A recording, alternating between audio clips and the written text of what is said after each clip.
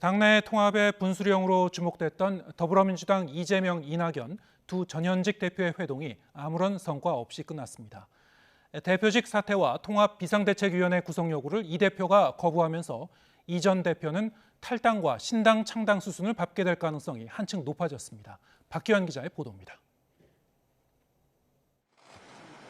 회동 장소에 먼저 도착한 민주당 이재명 대표가 잠시 뒤 도착한 이낙연 전 대표 쪽으로 걸어가 인사를 건넵니다.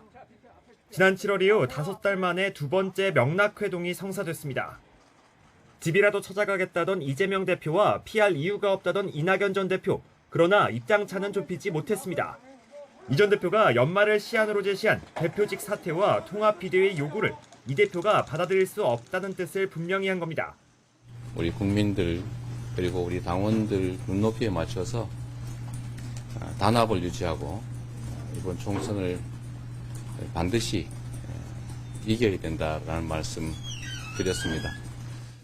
더욱 중요한 것은 김대중 노무현 대통령이 구현하고자 했던 그 가치와 정신과 품격을 지키는 것이 더 본질이라고 믿습니다.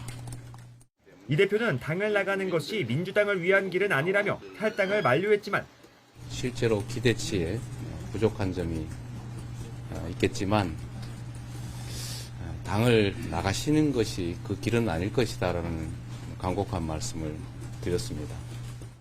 이 전 대표는 이 대표에게서 변화의 의지를 확인하지 못했다며 제 갈 길을 가겠다고 고개를 저었습니다. 민주당의 변화 의지를 확인할 수 없었던 것이 매우 안타깝습니다. 좀 더 가치 있는 일을 위해서 제 갈 길을 가겠습니다.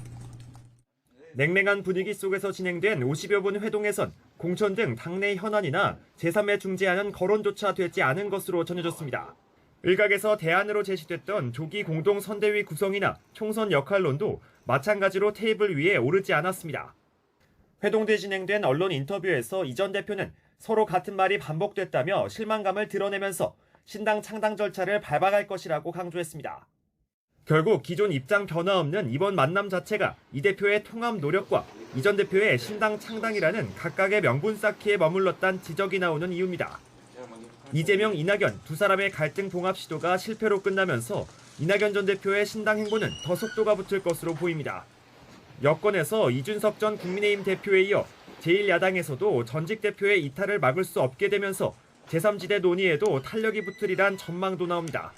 YTN 박견입니다.